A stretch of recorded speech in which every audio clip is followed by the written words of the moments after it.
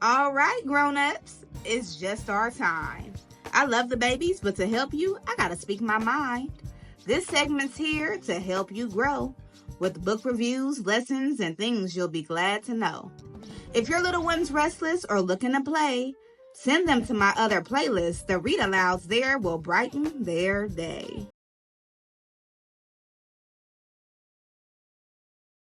Hello, beautiful people. Welcome back to the Teacher Lady Show. Thank you for joining me for this episode of the Teacher Lady Speaks. I'm Miss Erica, the Teacher Lady, your fairy godparent when it comes to sharing joyful stories and growing young minds. Now, every single week on the Teacher Lady Show, we have a different topic. And this week's topic is all about teaching children that adults can be wrong. We want them to understand that abuse of power is a thing and that even though we're taught to respect adults, there are times where they are out of pocket. Children need to understand that teachers, police officers, no matter the field, there are people, there are adults that are wrong, because when we teach blind obedience, it is dangerous. So this is a very complex topic, but of course, we're using picture books to help us to get through it. Now, this week's featured book is The Youngest Marcher, the story of Audrey Faye Hendricks, okay? So we started things on Monday with an interactive read aloud. On Wednesday, we had a behind the book review on this story. And then today, we're wrapping it all up with this episode of The Teacher Lady Speaks.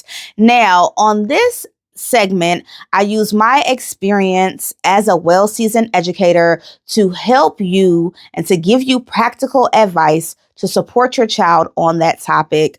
This topic is extremely complex, so I'll be sharing personal stories of my experience with other adults misusing and abusing their power.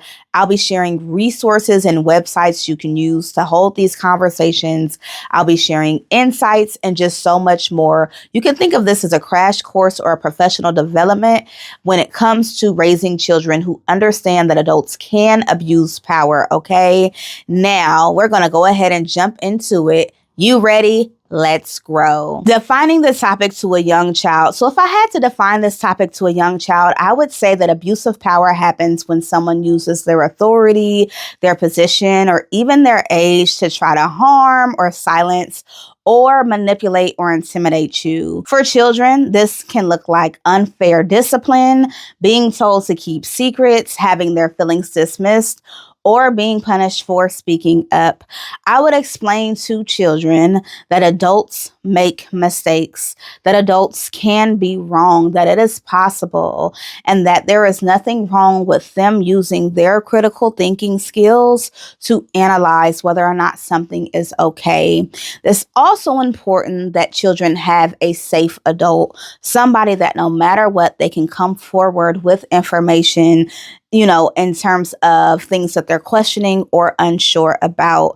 And then I would also make sure that children understand that any adults, I do not care your position, a teacher, a auntie, a counselor, a therapist, any adult, it is possible for them to be hurtful or harmful. Because for some children, they automatically assume that because it came from an adult, it's okay.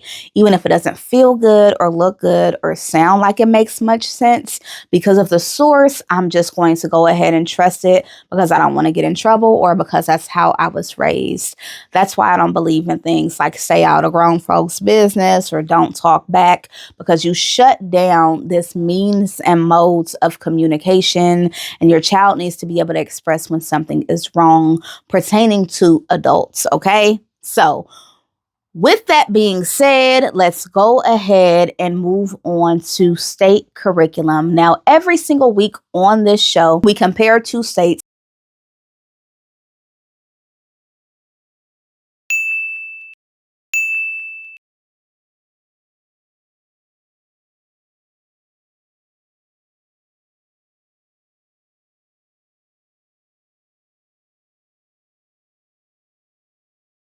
Now, in the state of California, lessons about abuse of power, accountability, and speaking up align with the health education framework, history social science framework, and the transformative social and emotional learning competencies. Beginning in kindergarten, students are taught to identify trusted adults, understand personal boundaries, and recognize unsafe situations, but it doesn't specify what unsafe situations they're referring to. So I feel like that's super general. By grades 3 to 5, students learn about rights and responsibilities, fairness, civic participation, and historical examples of individuals, including children who challenged unjust authority. California's transformative social emotional learning framework emphasizes agency, critical consciousness, and decision making. And this all supports students in how to recognize power dynamics, advocating for themselves and others, and engaging in social action when systems cause harm. I think for me, the miss in terms of the curriculum on this topic in the state of California, when we're talking about abuse of power or authority, it's not just police officers. Okay, it's not just judges. It's not just political. It's any adult. I have witnessed teachers come at children completely inappropriately. In fact, it was last week I was talking to an educator around the dismissal of another educator because of some choices that they had made.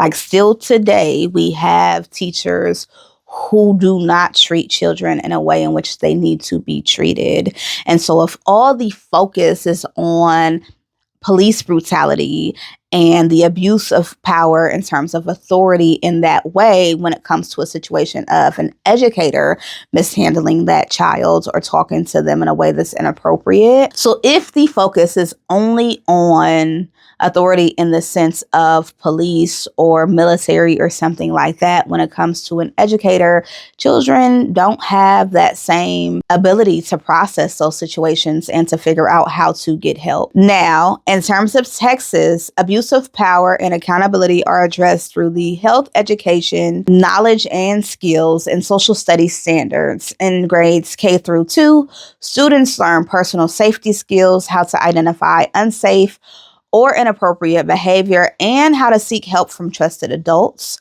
By grades 3 to 5, students study rules, laws, fairness, and civic responsibility, including historical figures who challenged injustice and worked to improve society. Now, Texas standards emphasize respectful communication and understanding that authority figures are accountable to laws and community values. Texas has even less than California in regards to questioning authority, in regards to analyzing situations about adults or coming from adults that make you feel uncomfortable. There's nothing embedded in the curriculum around this. Also, do we really expect state curriculum to have a component that says if a teacher treats you in a way that's inappropriate, this is how you go about it? Like that doesn't really exist. And that's part of why I do this TV show or this channel, is because I want parents to understand that there is a lot that is missed in terms of the curriculum that children still need to know. So many children experience abuse, mistreatment, and so on and so forth because they do not understand that they have the ability to speak up against that. They don't know. We're taught so often to obey adults, listen to adults, be respectful of adults, especially, elders. But what exactly does that mean when that adult is not being respectful to me, when they're not caring for me, or when they're abusing me? And that is the goal of this week's topic, is we need children to critically think. We need them to analyze their feelings and their emotions, and we need them to speak out when necessary so that they're not in situations of continued harm. Let's talk about some resources that might be able to convey this very complex and difficult message. The first resource I'm going to bring your attention to is called Darkness to Light, Child Safety Prevention. This is d2l.org. Now, Darkness to Light provides evidence-based education on recognizing abuse, grooming behaviors, and power imbalances in child-friendly and adult-appropriate ways. Their materials help caregivers understand how abuse often hides behind authority, familiarity, and trust. And the organization emphasizes prevention through open conversation, not fear. So this is an excellent resource for teaching children how to recognize unsafe behavior without teaching them to just automatically distrust adults, okay, or all adults. Now, the next resource I want to bring your attention to is called National Child Traumatic Stress Network, nctsn.org. They're going to offer trauma-informed resources that explain how power misuse impacts children emotionally and behaviorally. Their guides help adults to respond calmly and supportively when children disclose harm or confusion. And the focus is on emotional safety, regulation, and rebuilding trust after authority has failed.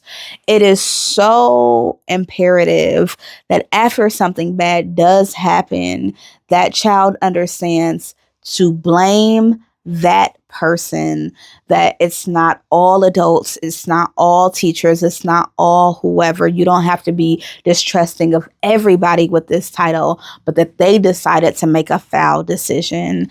The next resource is going to be Teaching for Change. Now, Teaching for Change provides social justice oriented lessons that help children analyze fairness, power, and responsibility in age appropriate ways. Their materials emphasize critical thinking, historical truth, and civic courage without encouraging defiance or disrespect. Children will learn that questioning injustice is part of democracy, okay? So definitely check out that resource. And the next one is going to be called Stop It Now. This is a boundaries and safe adults website, stopitnow.org. Stop It Now helps families teach children about boundaries, consent, and safe versus unsafe adult behaviors. Their approach avoids scare tactics and instead focuses on body autonomy, trusted adults, and clear communication. This website, along with our week on consent, will also help to give you some direction in regards to children and their bodies. For this episode, we're talking about any misuse or abuse of power, any adult who is out of pocket, regardless of how they go about it, whether that's physical, whether that's talking bad about a child or making fun of them, lying on them, or making up stories. All of those things kind of fall into this week's topic. And then the last resource I am going to share for now, of course, if you want more, you know to check out my website. Scroll to the bottom and give me your email so that I can add you to our newsletter. But for now, we're going to be talking about childmind.org, the Child Mind Institute, speaking up and emotional safety. The Child Mind Institute offers clear research-based guidance on helping children speak up when something feels wrong. Their resources explain how power imbalance affects children's ability to report concerns. It is very difficult as a child to say, my coach hurt me, to say, my teacher or my principal did this, or my aunt said this and it made me uncomfortable, because so many children are raised to think of adults in this very perfect way. When something does happen, it is hard for them to articulate what that something is. And the Child Mind Institute is an excellent resource to give you the language to pass it on to them. Now, let's talk about some best practices, some things that you can do to make sure that your child understands that adults can be wrong. They can make poor decisions. I don't always like to say adults make mistakes, even though that's one of the books that's featured this week, because sometimes it's just a decision. A mistake means you didn't mean to do it. And a lot of times people mean to do the things that are harmful or hurtful. So definitely be mindful and careful with that. Now, the first best practice, I would say, is to teach children the difference between respect and obedience. Okay. You can be respectful without complying to every single thing that is said to you. If you're at school and your teacher says to do something that you're uncomfortable with, you can respectfully decline that and then go check with another adult on whether or not that's okay.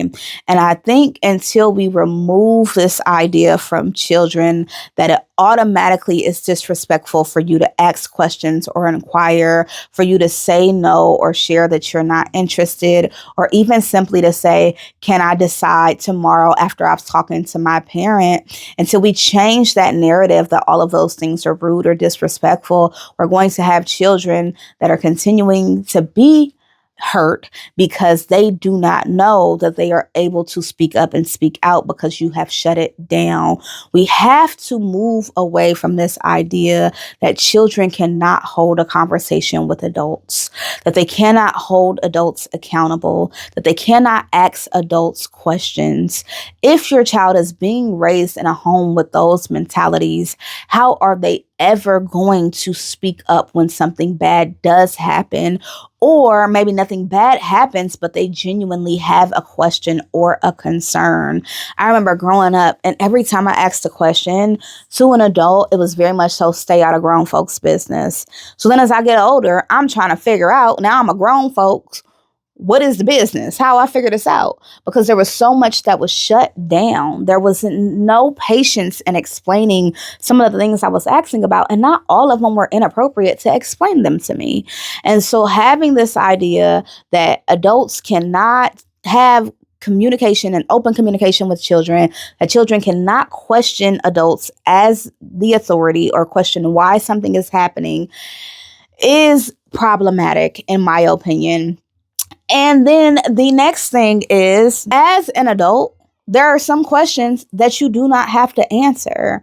Children can manipulate anything, right? And so if you've already explained why they're not going to their friend's house and then they ask you 32 more times, you absolutely don't have to sit up here and answer that question. I done already told you you're not going to your friend's house because I told you to clean up your room and then I would drive you over there. Now it's time for me to drive you over there before I have to go to work.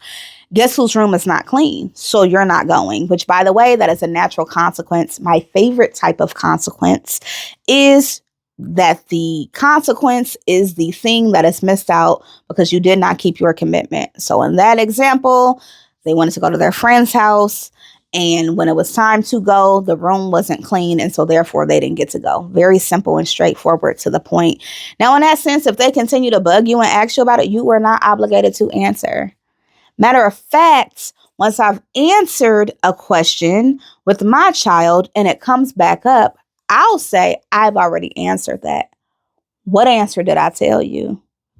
There's no need for me to keep repeating the same thing. That's not what I'm speaking to when I'm discussing allowing children to ask you questions, okay? So you don't have to be bombarded by questions. You don't have to be overwhelmed. And another tip to avoid this, right, this thing of, well, I didn't know or I didn't understand, is I have my child repeat it back to me. I need to do the dishes and then I need to read for 30 minutes. What is it that you need to do? The dishes and then read for 30 minutes. So then there's no question because you told me what it was. And if you happen to forget or make a mistake or decide not to do it or whatever else is out of my hands because you were given that information. So again, that's very different from questioning an adult who makes you feel uncomfortable or something that you do not understand. You don't get it. Those are two very different things. And I do not want to confuse the two in any way. Okay. Now, the next best practice is to avoid having your child keep secrets. Avoid the whole secret talk in your households. You can definitely explain to your child that there are things that only our families discuss, whether that's your culture or religious belief, and that's different. But just overall, children should understand that they shouldn't be keeping secrets from adults. They should understand that those secrets should be able to come home to be discussed with their parent. They should also be taught to trust themselves. Sometimes instinct is enough to open up an investigation if need be, to ask further questions. If your child comes home and they do say something strange about a teacher or another staff member at the school, and it now allows you to go and dig deeper and ask those questions. I know that there is a week on this channel around consent, and my husband did a lot of work with the state around child investigation. One of the things that he said was, when your child comes home and they report situations of abuse, to call in and to have a professional ask those questions so that the report does not get misunderstood or misconstrued, or now that person is getting off because we have unknowingly or unconsciously kind of fed them questions trying to get them to give us a clear answer. And so check out that week. That week is on consent if you need more support around that. But overall, we want to teach children that they can come to us. All of this goes back to a child having a safe person to share things with. All of this goes back to raising a child that is a critical thinker, able to use their brain, able to analyze the situation, and able to speak up when they're uncomfortable. All of this is about raising a child that is confident in saying no, or they're unsure, or they want to wait. And so a lot of this is embedded in our self-advocacy week, and our week about consent, and our week around social justice and speaking up. All of those things are connected, and all of this helps to raise a child that is willing and able to question adults when necessary. Again, I got a lot of common questions around well, now they think they can be rude, or they're talking back, or all of these things, and anything can be misused. The same fire that cooks Sunday dinner can burn down a house. There is no tool that does not have the ability to be misused or abused. But I would never stop the education around this topic, explaining to my child that adults can be wrong, that authority sometimes is messed up, and how to go about correcting that and how to go about speaking up. I would never avoid that information because I don't want them to be disrespectful, because I don't want them to talk back, or because I don't want them to ask me questions. To me, that is silly. And so, of course, do with that information as you will, but one definitely does not cancel out the other. Now, the next thing is, when your child does come to you and there was something that happened with an adult in their lives that made them uncomfortable, you want to actively listen. I think that we're very quick to shut children down. We're very quick to have super big emotional responses, whether that's screaming and yelling, or even being like, I'm tired of you coming home every day telling me about a different person. Instead, the act of listening is going to help your child to feel comfortable speaking up. Okay, whatever your response is going to tell them whether or not they made a good choice in letting you know. And as you're actively trying to build trust with your child, that part is essential. You have to be a soundboard for them to be able to come to you and express their feelings, express their concerns. And so be mindful as you're active listening to not respond with such huge emotions that it will stop them from coming to speak to you again. And on the flip side of that, you want to avoid minimizing their feelings or telling them it's no big deal. They didn't mean it like that. You know how your auntie is. That's just how she talk. When you are dismissive to a child's concerns, they don't stop having concerns, but they stop bringing them concerns to you. And there's no exception to this for me. Okay. If there is a situation to where my daughter had a misunderstanding about my sister, which is her aunt, and she comes to me with that concern, I'm going to explain it to her. I'm going to listen to her. I'm going to explain it to her. And then I'm going to tell her, let's call your aunt. Let's express it to your aunt, because I raised my child in a way to where they should say, hey, this thing hurt my feelings. I didn't understand it. Or I don't like that nickname. Can we choose another one? Children should be able to advocate in a way that makes them feel okay. So often we do things to children and we treat them almost like baby dolls. We'll pinch their cheeks because we think they're so cute. We'll force them to give us a hug. Well, this one was the worst. Lick our thumbs and wipe some stuff off their face.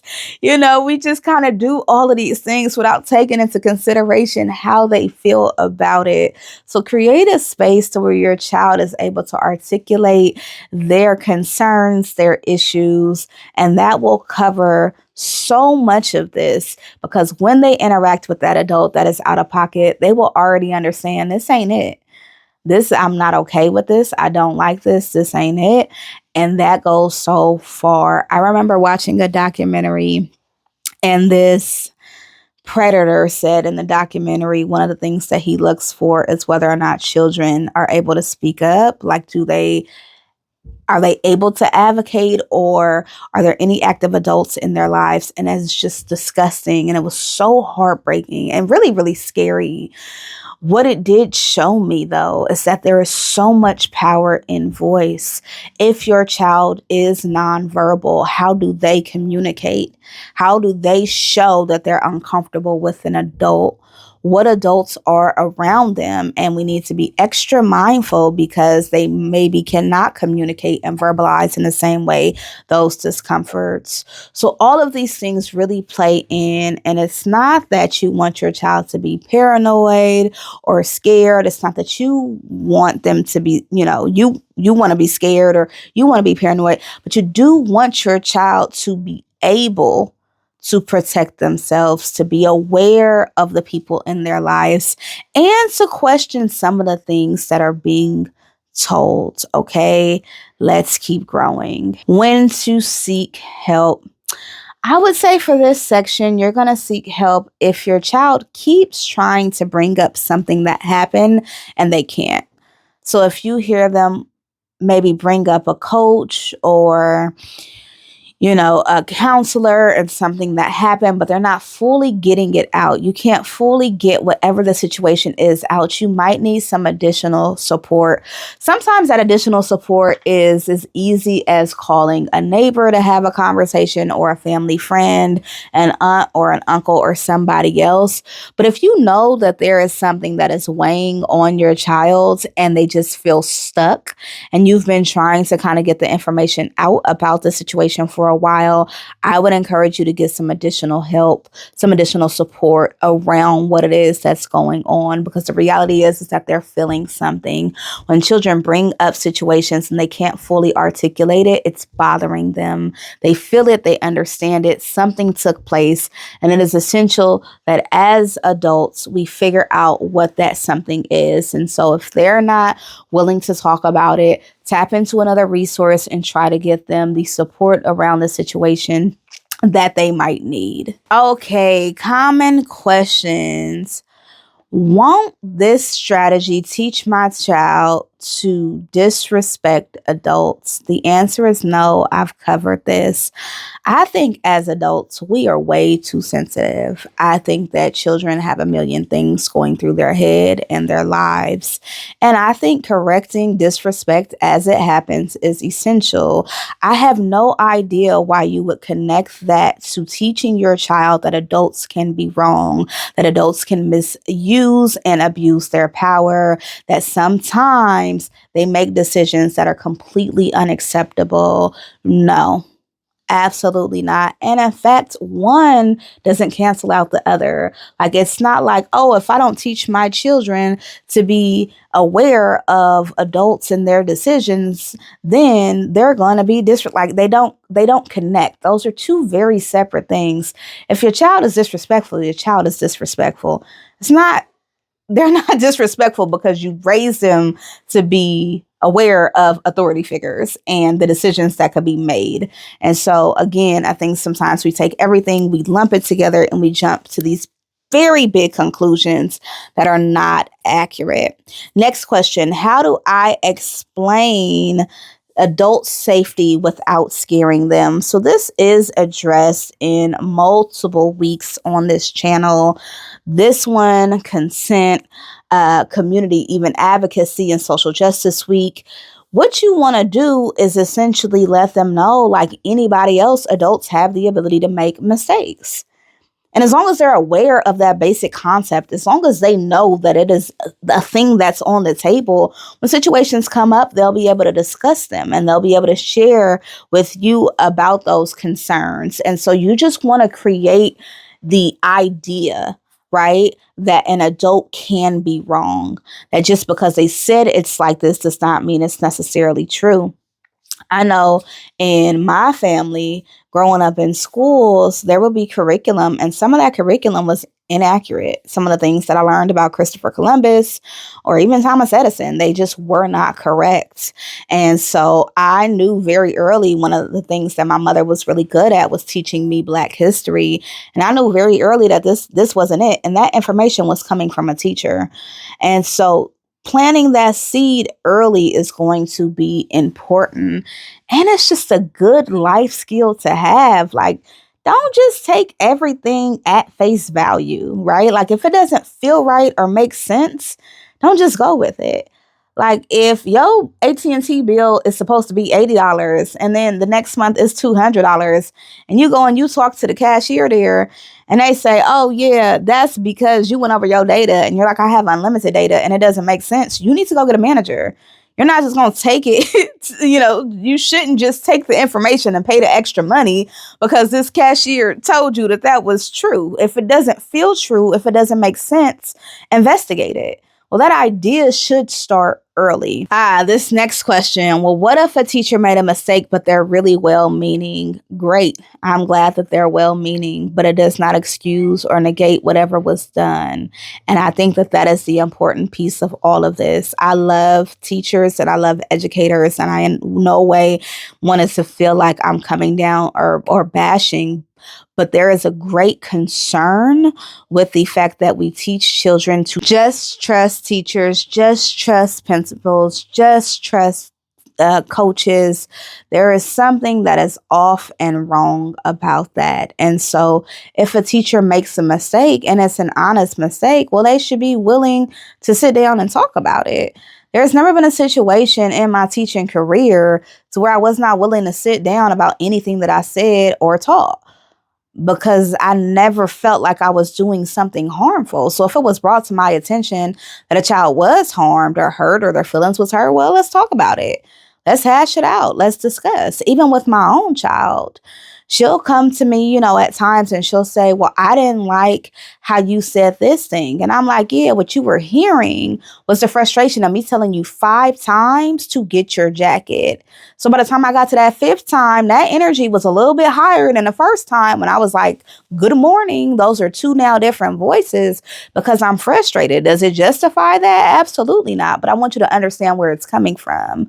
And so any adult that makes an honest mistake will be honestly willing to sit down and discuss that mistake.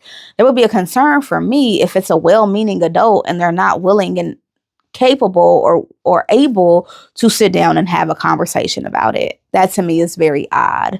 Let's keep growing. Next question. If something happens with an adult, should I intervene or let my child handle it? Baby, you handle it. You handle it. That child is a child. And once the issue is brought to your attention, you are the next chain in command. It is on you to go to that school and have that conversation. Go to that after school program and have that conversation. Go to the police department if it's a police issue and have that conversation. Whatever the problem is pertaining to your child, you are their advocate. They brought it to you. Now you have to lift that load. You have to be willing to speak up and self-advocate on behalf of your child and what they deserve, even if it's uncomfortable. And so many adults are uncomfortable facing other adults in regards to their child. But that is a child. They cannot. They don't have the ability to be able to go all the way in terms of protecting themselves. That's why they came to you. So absolutely, once your child says, hey, so-and-so did whatever, you're going to have to muster up that courage. If you need to, watch My Week on Bravery, and you go and you be mama bear, papa bear, whatever bear you need to be, caregiving bear, grandma bear, and you make sure that your child is safe and cared for. Okay? They need it. They deserve it. So absolutely go and speak up on their behalf. And the last question I will be answering for today is, what if my child misunderstands the situation? I talked about this briefly earlier, but it's fine. Provide clarity. They misunderstood. They made a mistake. They were confused on something. Explain it. Let them finish first. Hear them out on whatever it is. I know with my kid, she's very sensitive.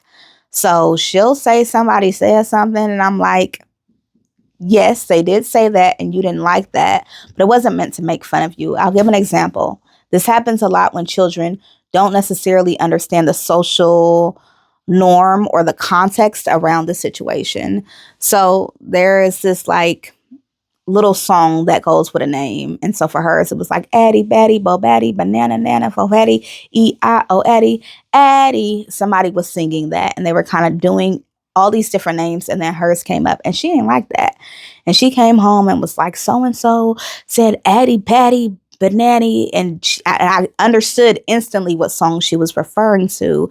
And I let her know that that was probably a term of endearment and meant in a way to be fun and have fun and be funny. Like I knew who said it. I knew likely where that energy came from, but I let her finish first.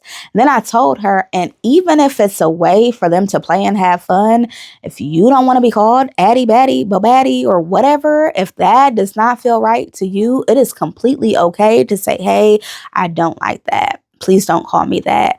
Now, in that situation, I don't think it's important or necessary, for me as the parent to go up there and to go talk to that teacher and say, hey, don't call her Addie, Batty, Bo Batty. Like that's not necessary because it wasn't a misuse or abuse of power or authority. That's something I can tell Addie and she can very clearly tell her educator and then it would just stop.